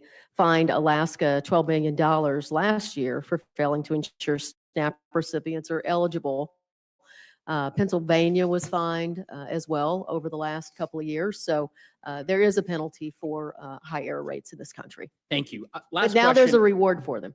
Last question I have for Chair Guthrie. Of course, didn't want you to feel neglected here. I want to talk about the hospital fee, the provider fees. Ranking Member McGovern kind of cited to some of the criticism and the concern that the Senate bill that we're now considering has elicited from rural hospitals. That's certainly true in my district. I think, as you and I maybe talked previously, I represent really large geographic district in western Colorado, a lot of rural hospitals who are deeply concerned that if this bill is signed into law, it's going to be devastating for rural parts of my district. And I have read similar refrains from folks in Kentucky, right? So the article that Ranking Member McGovern quoted, the title is Kentucky Hospitals Leader warns Senate mega bill would devastate healthcare and the economy. I'll just quote to you 2 sentences. The advocacy group for Kentucky hospitals is sounding the alarm about a massive bill that's near passage in the U.S. Senate, saying its cuts to Medicaid could cause the closure of hospitals and loss of 20,000 jobs. The Kentucky Hospital Association has changed its tune on the bill since May, when it supported a version that passed the House, making it an outlier among state and national healthcare groups. So the point here, right, Chairman, is that even those organizations that maybe had a different worldview than mine about the House bill are now ringing the alarm very loudly, saying there will be rural hospitals that could potentially close in Kentucky and in Colorado. And I make the same request of you that I made of Chair Arrington. Why not conference with the Senate and say, you know what, this is untenable.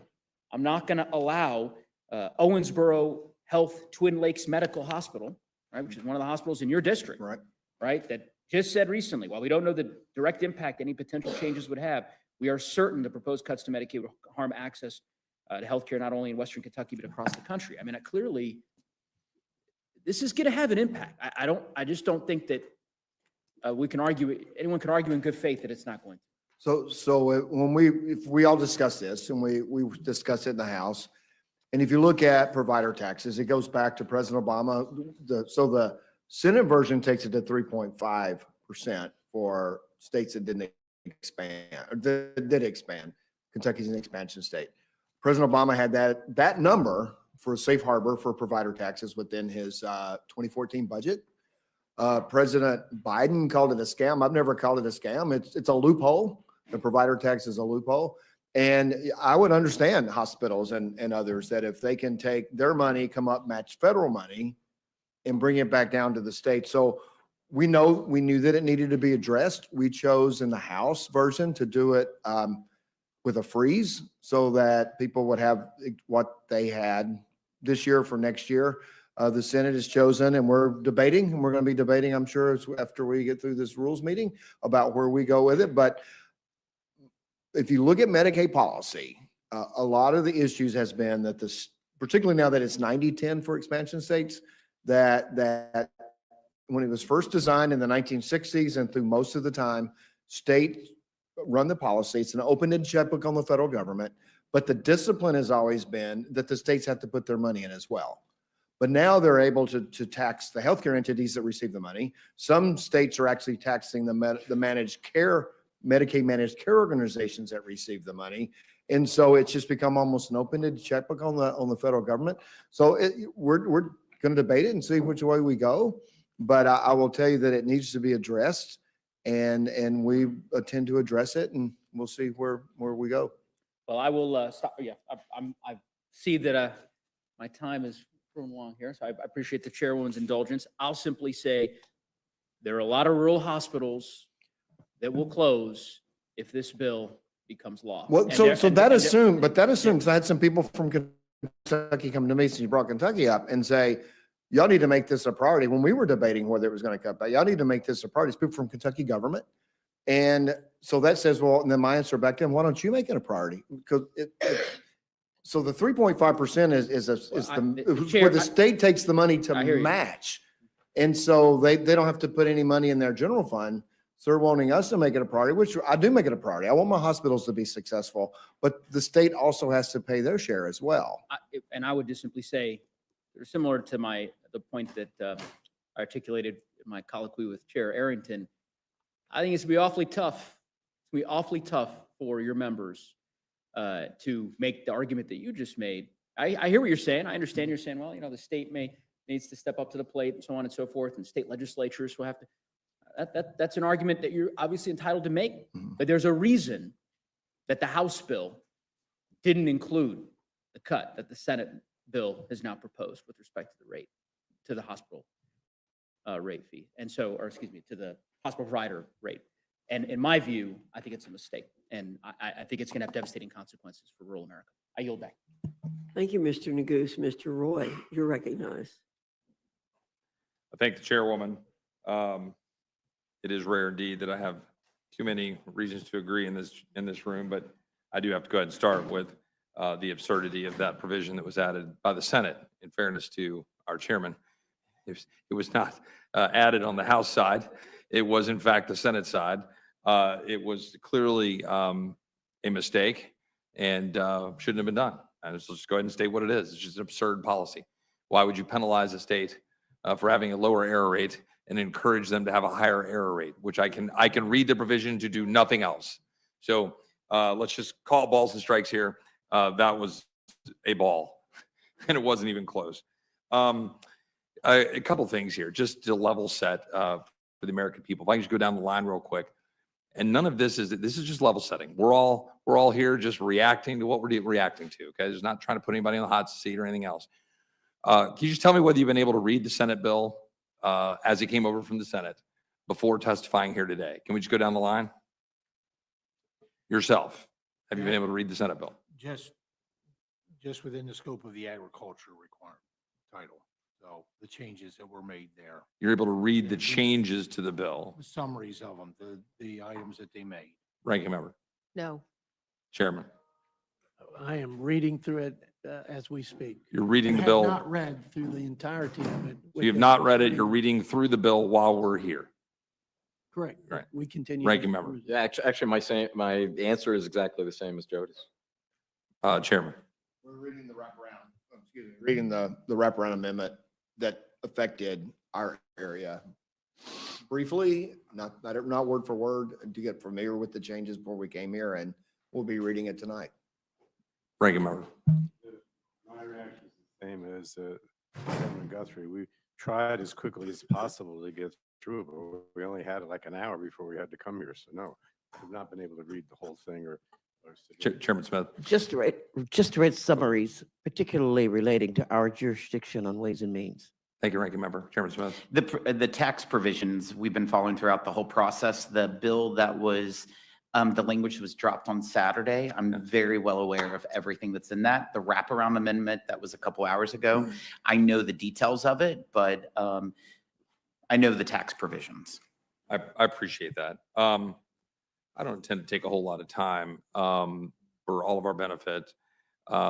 It's fairly well documented that I've got strong concerns and reservations about the bill. I do think a couple of questions merit observation. And so I'm going to ask again in a non-pointed, as a matter of fact, as I possibly can way, to my friend from Texas. If it is our understanding that at least as we accept the CBO analysis, even on a dynamic basis, assuming the budget committee's assumption of 2.6% growth and therefore 2.5 or 6 trillion of additional revenue created from that growth, that it would still leave us about 651 billion in additional deficit spending, still accounting for the defense and border plus up. Is that roughly accurate? That's accurate. And to the best of our understanding, and I think you answered this question earlier, to the extent that we had a framework in place that we thought was important to adhere to, are we within that framework? We are, the Senate's bill is about 450 plus 450, I think 5 billion outside of that. Outside of that framework. And that number is different because it does not factor in the defense and the border plus up. Is that correct? The 455. Yeah, that variance differential, to the 650 It's mostly billion. the cost of tax policy being different than what it was in the House on a current law basis, on a current law perspective. The numbers we're talking about here in the variance with respect to the CBO calculation, that does not factor in interest. Is that correct? That's correct. And if we were to factor in interest, the number would be necessarily higher if those deficit numbers are correct, presupposing that they're correct, which these are all models. Is that fair? For every dollar you borrow, 50 cents on that dollar is going to interest, so it's a significant additional cost. Would it sound correct that if we're at $651 billion of additional deficit spending, that if you use the CBO's own calculator at the CBO's own assumed 3.5% interest rates, which are far from guaranteed over the coming several years, that would produce over $1 trillion of interest? I'm sorry, let me restate that. Over $1 trillion total when you take the 651 and then add in interest, that we would be in the $1.2 trillion range. You are in the ballpark. So that is the concern for those out there trying to observe what we're doing about the extent to which there's deficit implications to the legislation that was moved forward from the Senate and sent to us. I think it's important, and I might ask, might have a question here, just for level setting, because there's differences of opinion here in philosophy. My colleagues on the other side of the aisle have opined that kind of mock trickle down and kind of impacted the implications of tax policy. We can have those differences of opinion about where we want dollars to reside. And we believe we want dollars to reside in the pockets of Americans.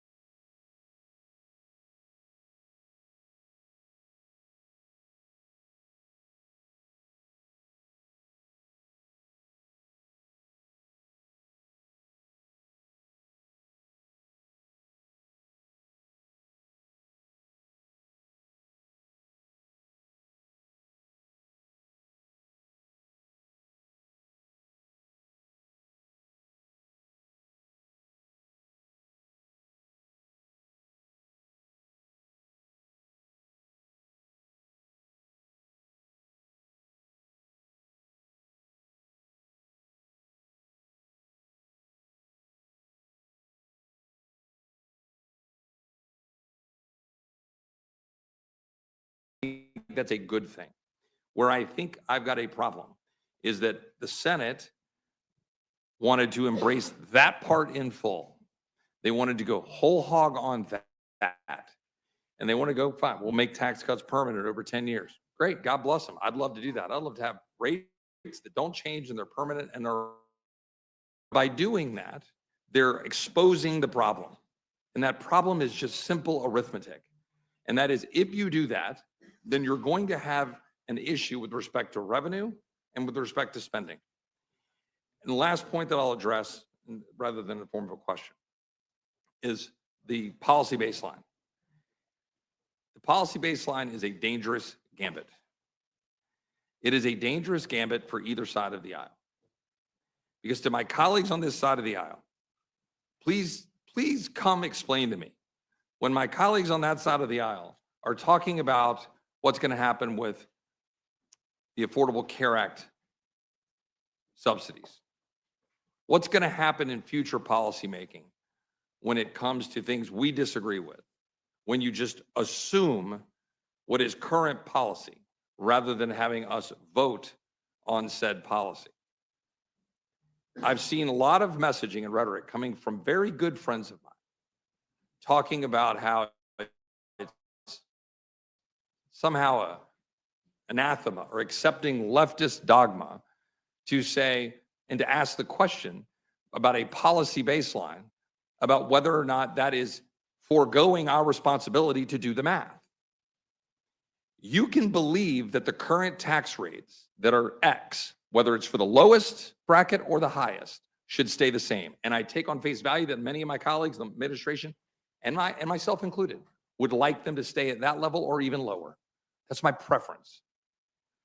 But if you do that, you have to do math. What will be the impact then on revenue? And my colleagues, I think, in the Senate in particular, because God bless the House, at least we created a framework by which we were trying to do dollar for dollar. And I realize my colleagues on the other side of the aisle disagreed with that. But I want to give credit to the Budget Committee chairman for trying to hold a line of saying that there ought to at least be a connection, that we ought to at least say, if we're going to do the tax policy, at least do the spending policy. Have the courage and the fortitude to do what you campaign on when you're talking about balancing the dang budget. Don't just talk about it. Don't talk about balanced budget amendments and then go home and say, look at me. I got a balanced budget amendment vote. Did it fail? Did it? Yeah. No, it failed. Yeah. Is it law? No. Right? But I got you your tax cuts, but ignore that inflation that is a result of $37 trillion of debt. My colleagues in the Senate failed us.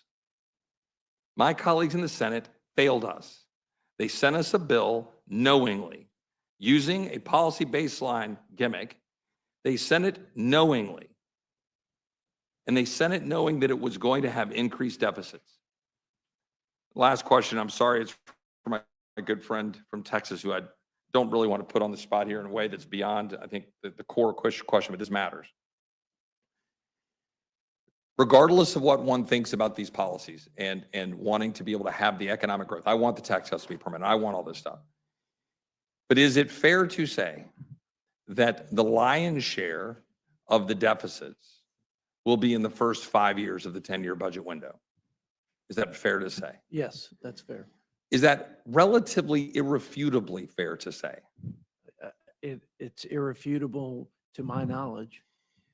The only way to refute the idea that in the first 4 to 5 years of the budget window, that we will have significant deficits to the tune of probably close to 2 trillion, 1.8 trillion, even on a dynamic basis, assuming the Budget Committee's number, that you have to make up for it in the tail, in the last 5 years of the budget window.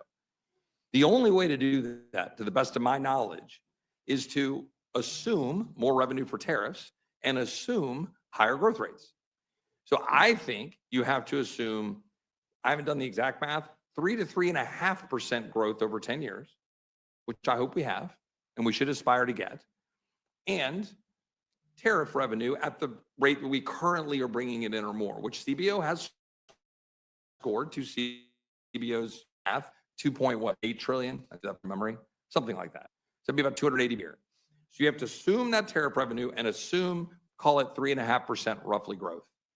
Then you start to kind of wash out what we're doing in Congress by our choice.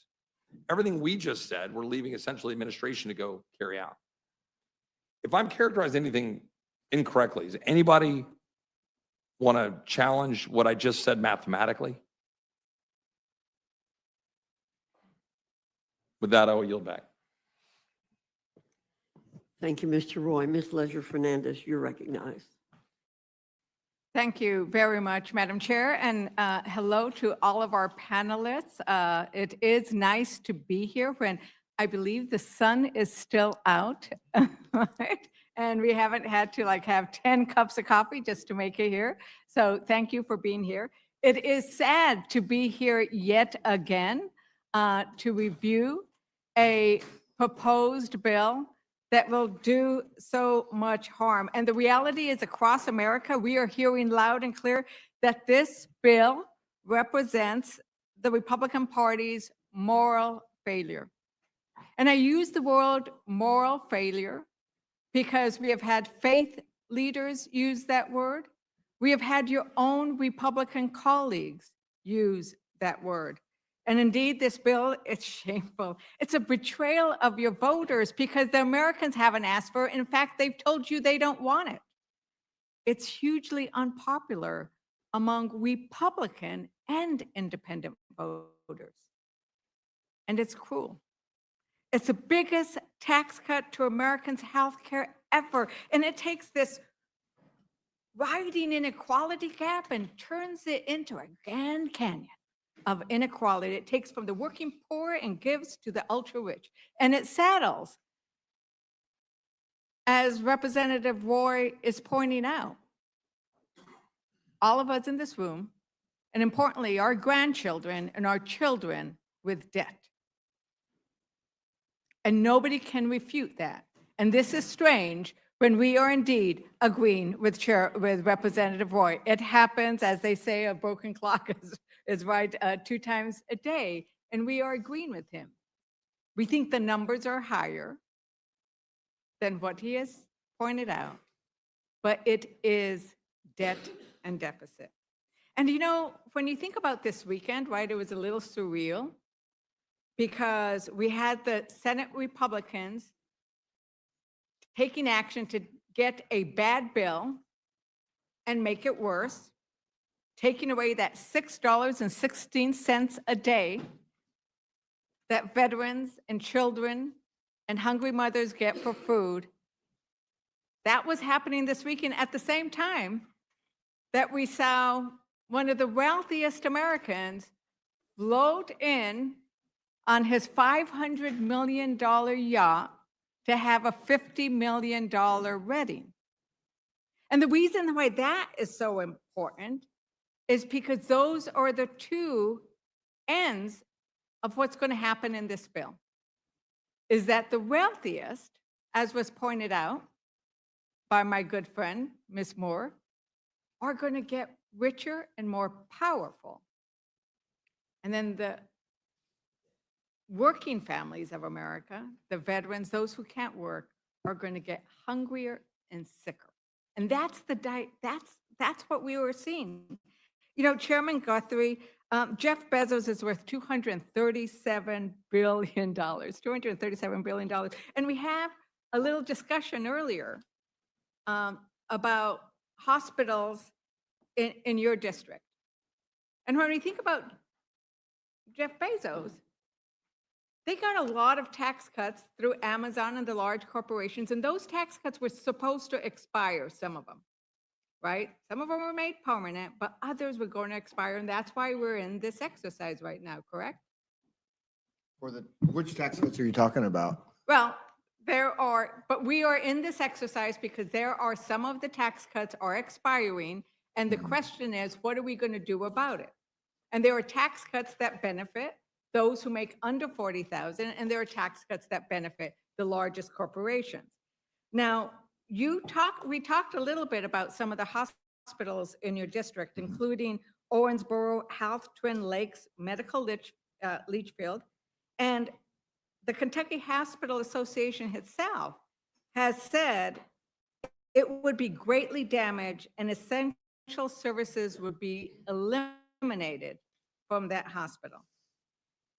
And as we know, once you start eliminating hospitals, services, you often then see them close. I visited some of the rural hospitals in my district, and as one of the heads of the hospital pointed out, when a community loses its hospital, the community eventually dies. Because nobody wants to be living in a community where when something goes wrong, they can't get care. If you are a pregnant woman and you have to drive 3 hours to give birth, that's a problem. Especially if you have something that goes wrong, right? So people leave those places. And that hospital I just mentioned, there isn't another one for another 22 miles. That's a little better than my places where they're 3 hours away. So I think when I think about this bill, I think about who needs more help right now. What do you think? Does Owensboro Health, Twin Lakes Medical kind of deserve more of your attention and help, or Jeff Bezos? Well, I focused on that hospital. That hospital's in Litchfield in Grayson County. Like you said, it's 22 miles from another hospital, about 35 from another hospital, but important to that community. And as I said, that when you limit the provider tax, it changes the way that the state uses its money to match. So when you have an open-ended federal pool of money and states have figured out how to not use any general fund money or not use general fund money, use money within the healthcare system to match what a lot of people said, President Obama said, President Biden said, is that if we don't get a handle on this open-ended match, then we're going to continue to have budget issues. And we're trying to figure out the right policy to get there. And the 3.5 that's in the Senate bill was in President Obama's 2014 budget. So I think the question is there is in this bill a multitude of policies that taken together. So what the hospital associations are telling us is you add together the provider tax, you add together the cuts to who is eligible, you add together all of the different pieces, and that's what leads to the hospital closures. And I think that that's what's really important. And the question that you're asked to do is whether, where do you stand? Where are your priorities? Are you going to sit here and say, I'm going to do everything I can to craft a law? Well, I have worked that with the will people keep that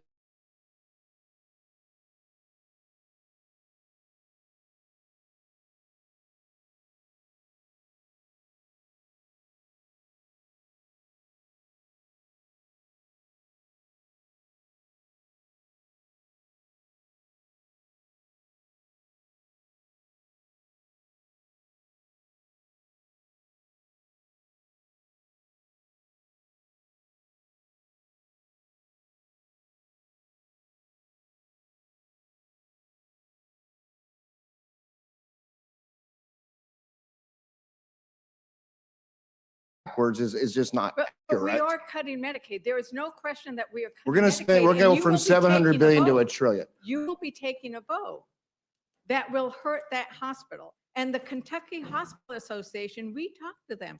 They are worried about the vote that you are going Well, to I'll be talk to him taking as well. because- I'll talk. because Well, of what's going to do to the hospitals. Ranking Member Pallone. I mean, when we are talking about these cuts, it's the cumulative effect. but there are some, is the everything General Assembly's is- not going to is- do is that- anything. And that's what the program is set up for. Is that, I mean, that is a concern, and it's a concern across. Am I right on that? Yeah, I mean, I think you're really stressing the point too, which I made before, I think, which is that, when we talk about this $1 trillion in cuts to healthcare and this 17 billion Americans who are going to lose their health insurance, it's not just, the paperwork requirements, that we've talked about that makes people lose their health insurance. It's all these other cuts, right? So the provider tax cut, I think is, like maybe 225 or $250 billion. The paperwork is $330 billion, right? The ACA, the fact that you're not renewing the subsidies the enhanced subsidies is a big factor. All these efforts to block people from getting health insurance, either because you can't have automatic re-enrollment, you can't have a special enrollment period, you can't, I mean, the list goes on, and it is a cumulative effect on the health, on healthcare that just devastates healthcare. So if you're a hospital, you're sitting there saying, well, wait a minute, now I'm not going to have all these patients who are paying because they don't have insurance or they don't have Medicaid. And now I have all this uncompensated care costs that I can't absorb. And then I have all my provider cuts, you know, the fact that I can't get the money, the reimbursement rate anymore because you're reducing the provider tax. You know, how am I going to stay open? And the states can't do it. I mean, I talked to the governor over the weekend. You're talking about a $3.5 billion cut to healthcare in New Jersey. Our budget is that they adopted Monday was 57. You're talking about 6 or 7%. How are you going to make Right. that up? Right. There's no And way I to think do that, it. I think that that's the problem, is that in each of these states and in every Republican sitting in this room, or those who are not sitting here, their states are going to have significant loss of people being able to show up at those hospitals, because in Kentucky, it's 184,000 people. In Missouri, 265,000 people will lose health insurance, Medicaid or ACA or Medicare. And this is where this idea of moral clarity and moral decisions come in, as was pointed out earlier. And it seems that, you know, in order to have some of that moral clarity, you might need to decide to not run for reelection because you're going to get attacked. But we're hearing it from everywhere. Republican Senator Tom Tillis, what do I tell 660,000 people in 2 years or 3 years when President Trump breaks his promise by pushing them off Medicaid because the funding's not there anymore, guys? Because this is a decision. It's a decision you're making. You know, Republican Senator Hawley, he ended up saying this, tweeting it, writing a New York Times article. We can't be cutting health care for working people and for poor people in order to constantly give special tax treatment to corporations.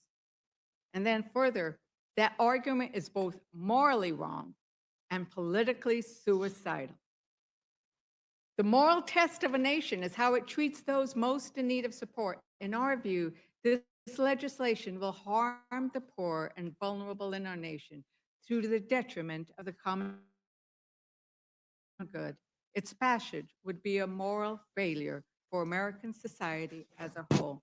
The faith leaders, which included Jews, Lutherans, Catholics, Episcopalians, imams, it's seen by everybody. And then the Archbishop of the U.S. Archdiocese for the Military Services, because he sees the military who serve us. There's the responsibility of politicians to promote and protect the common good, including by working to overcome wealth inequality. And that's what we are here to decide to do today. Because in the end, these cuts are in order to pay for the tax breaks for the wealthy. That's the problem. If it was just, we don't have enough money, we're going to figure this out, we're going to work it out with the Commonwealth, that would be different. But that's not what we are dealing with today, is we're making these cuts in order to have the one-to-one that the Freedom Caucus wanted, but in order to then end up settling, that is the problem. And, you know, and the problem is going to be that it's going to be the people in our districts who are going to suffer. And we know what that will look like, because there are going to be, we all met those people. We've gone out and they've come and testified, or we've gone to their homes, or we've gone to their places.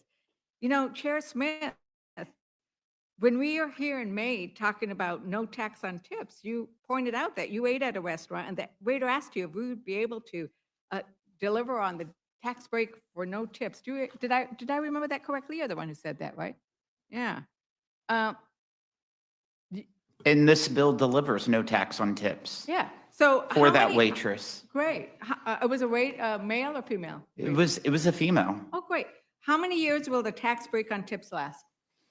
It'll last for 4 years, but 4 that's years. very typical of tax Okay, but policy. well, it's- In the American Rescue but Plan, the you guys question is- the enhanced the question child was- tax the question credit, was- and that's the already question was- expired. The question was, how long The will premium on tax tips credit is last? expiring at The the end of this question year, was, which you all made How long will temporary. the Hang on, tax hang on on, hang tips work?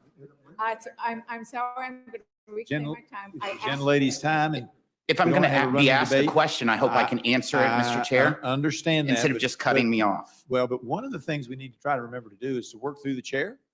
Instead of getting into a discussion with Mr. each other. Chair, I'd like to reclaim my time because I And- asked a question. And then he if you would, answered it. and then you can, a good way to do that is then say, and Mr. Chairman, I'm wondering if the gentleman would answer this following question, and then you can respond I back to the didn't chair, and ask we the don't get. follow-up question. And That was I know, I'm fine. just saying that, but instead of doing it directly, it works better if you run through the Okay. chair. So Chair Smith pointed out that the tax break on tips lasts for 4 years. Maybe I'll ask the ranking Representative Moore here. How many years will the tax cut for Americans earning over $600,000 a year last? Those will be permanent. So those will be permanent. So Chair Smith, I would suggest that the next time you go to dinner and brag to the waitress how you're delivering a tax cut for them, point out that she's only getting it for 4 years, but somebody earning $600,000 and more is going to get it permanently. And I would point out that whenever you talk to your constituents, that you would tell them that you voted against tax relief on tips, tax relief for overtime. Basically, 91% of your districts has the guaranteed deduction, and that's going to be slashed in half. So these are things that when you vote no, you're voting against a child tax credit, have a refundability at $1,700, which this does, down to $1,000. $1,000 is what the refundability on that child tax credit will be if you don't vote for this bill. So thank you for pointing that out, Chair Smith, because the issue here that Democrats have is not with the child tax credit. We don't have an issue with many of these taxes that need to be extended. In fact, we will be presenting, and I have an amendment that would state that any of the tax provisions that benefit those earning less than $400,000 should stay in the bill. That we take out of the bill all of the provisions where the tax benefits go to the Jeff Bezos and Amazons of the world, and that we only keep that. Would you support that kind of amendment? Would you vote for the bill if that amendment was If adopted? that amendment was adopted, that would be a bill that I think you'd get a lot of Democrats supporting because it wouldn't be a tax cut for the rich. That is our problem. That is our problem.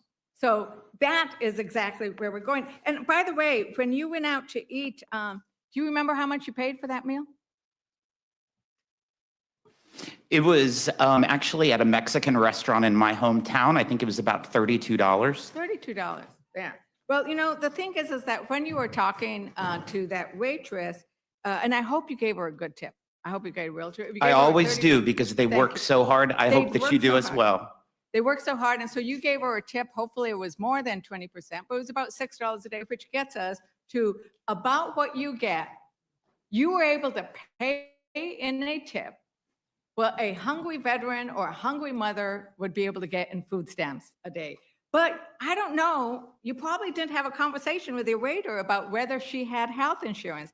Because the reality, if you had, you might have mentioned that, or you might have noticed, I mean, most of our waiters and waitresses are service members. I think it's 2 in 5 tipped workers are on Medicaid or the marketplace on Obamacare, right? So the thing is that while you're giving a temporary 4-year tax break to your waiter, you can be taking away their Medicaid coverage or maybe their ACA. Maybe the waiter earned too little money to get Medicaid, so he's getting his health care through the Affordable Care Act. If they're working, they're not going to lose their Medicaid. And that's energy and commerce, but that's the case. I don't know, ranking, can we? I Unless think they're in Gwen Moore illegal. will- I'm going to ask Gwen Moore if she would like to join the conversation. That's not true. Part of the problem is that they'll hit, there's marginal tax rates. So in my state, for example, you qualify for Medicaid or Badger Care if you're at or below 100% of the poverty level. So you could go to work for minimum wages. That would push you over the 100% of the poverty level. You know, if you made $16,000 a year, you would no longer be eligible for Medicaid. And- You'd be and- working yourself into poverty. You're working yourself into poverty. And we have heard over and over again from people who are working not one job or two jobs, we don't pay enough money, especially for states who have a federal minimum wage and don't have a living wage. But, you know, if that worker wasn't getting Medicaid and they were on the ACA, they're getting perhaps tax credits, the premium tax credits, right? Ranking Member Pallone. And if a waiter is earning around $39,000, right, and is getting Affordable Care Act premium tax credits, they would see their bronze plan premiums rise by over 500% in 16 states. In Nebraska, that waitress's premium would go up from about $190 to $2,200. So that's why when we look at this bill, you can't talk about this bill. Thank you for smiling. Isn't it awful the way that happens, Mr. Chair? You can't talk about this bill as just the tax provisions sit in isolation of everything else. And that's why when we talk about this bill, who is losing out? And it's people below that 40% who are earning 40% or less, because they're going to be paying more for their ACA payments. They're going to lose their Medicaid. They might lose their SNAP. It's when you put it all together, and this is what we're talking about, values, right? Because the reality is Republicans are tossing some short-term tax benefits to raiders, and they're giving away diamonds that last forever to the wealthy. So Chairman Thompson, I don't know if you've been out I don't know if you got to go to a wonderful Mexican restaurant, but you might not. If I just wanted to talk about what it would take, like when you went shopping this weekend, or if your wife does the shopping, were you able to have, what did you have? Were you able to go and buy some eggs, buy some steak, maybe some chicken, some avocados? You wanted to make your own tacos?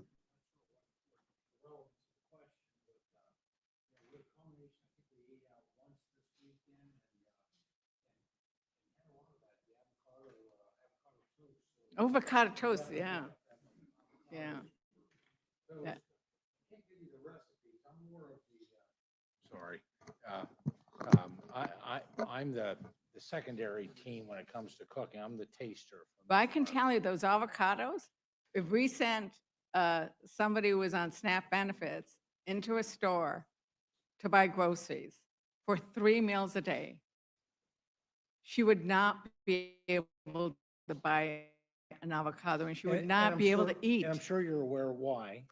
In Mexico, where most of the avocados come from, we have a problem right now.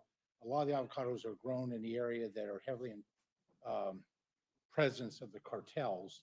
And so USDA is trying to work on that to make sure that, there's adequate proper inspections within the grove. So that's really impacting the supply of avocados right now. Right, but they're expensive.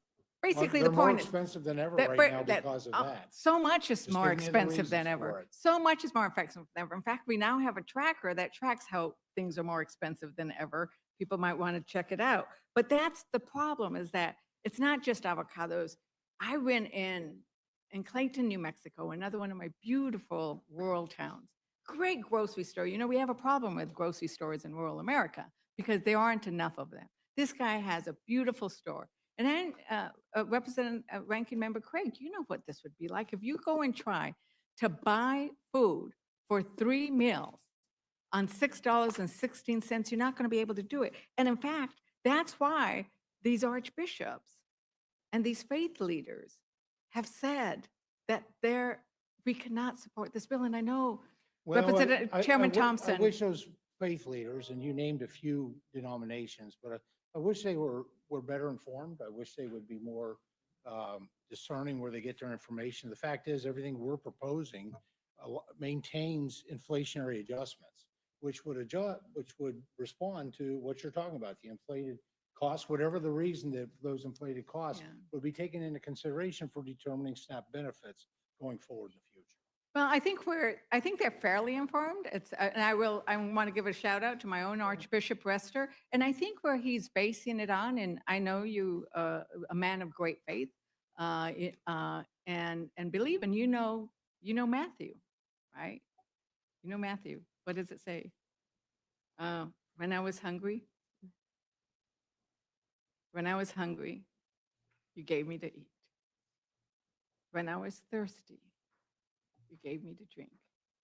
You know it really well. And I Ranking do, and I member, also know that Matthew is talking to the church and to the people, not to the Roman government. So I think it's important that if we're going to quote scripture, to make sure that it's kept in context. Matthew 7:16, which was quoted earlier, was talking about false prophets, not, and quite frankly, so I think we have to be very careful with what we say in this room and other rooms, that we don't play the part of a false right. prophet. Well, in that instance, there's actually an exchange that's going on where then the apostles say, but when have we ever seen that you haven't been hungry and you haven't been thirsty? He says, but it's in the least of us. It's how we treat each other. And that's what it's asking. Am I understanding that it's how we treat each other? And I think that we have an obligation because we are elected by the people we represent to bring those kinds of values and work on them. But Absolutely agree with that. If you're still addressing the question to me, absolutely agree with that.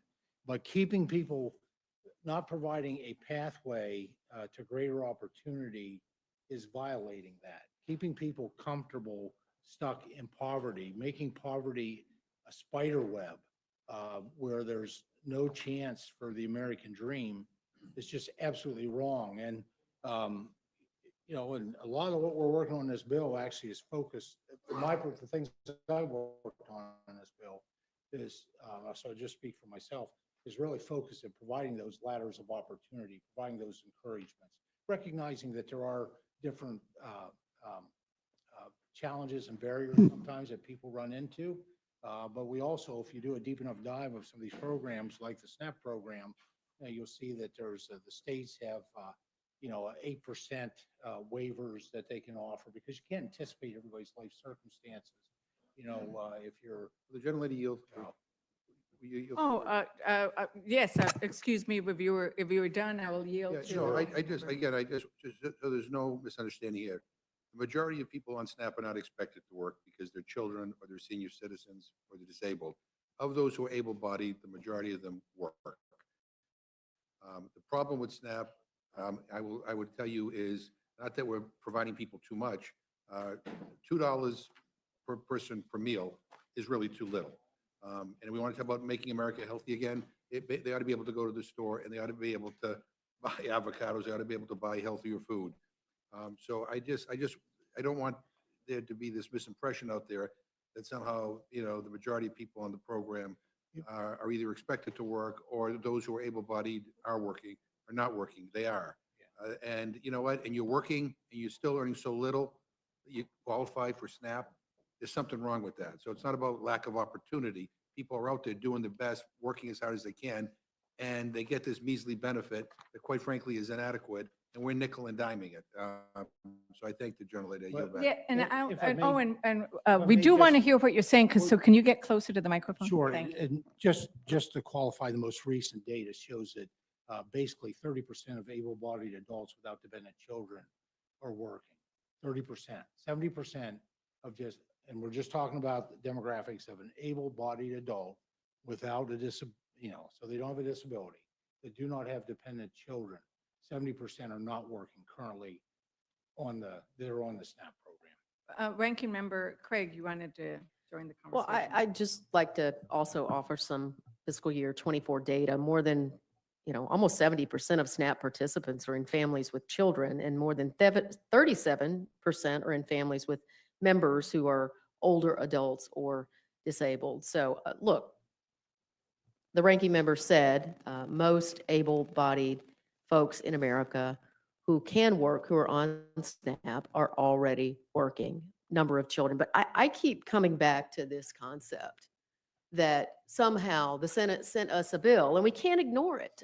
Maybe it wasn't there when it went over to the Senate, but as a body, we have to now codify what they've sent back to us. And I just, this idea that our veterans, that former foster youth and homeless are going to lose their access to nutrition benefits. Folks, every month in this country, 1.2 million veterans depend on SNAP to put food on their table. And no, it's not all of the food that's on their table. It's supplemental. That's the name of the damn program for a reason.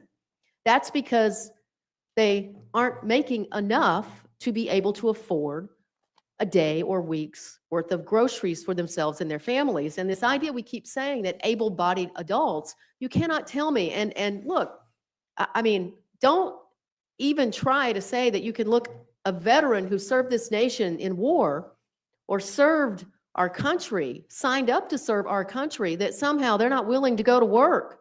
There are all kinds of circumstances in which we know our veterans face when they come home. They risk a much higher degree of food security. They have a much higher risk of food security than non-veterans. 33% of disabled veterans and 20% of unemployed veterans are working age and are food insecure. So look, it may not have been a deal you like to cut, but this was the right deal for our nation's veterans, for former foster youth to help them get their feet under them, for homeless individuals in this country. Every year, 20,000 young adults age out of the foster care system and they face higher rates of food insecurity. And so it's not enough to me to say that we're okay with just voting yes on what the Senate sent us back. This is immoral to tell our nation's veterans that we're going to take your food supplemental away from you. And the House gets to vote. The Republicans control the vote, so it's going to be up to the Republicans to say this is not acceptable. And whether you're saying this is not acceptable because we don't like the budget numbers and the deficit numbers, and whether they're going to hold and not be Congress people who are caving again, or whether it's because it's wrong.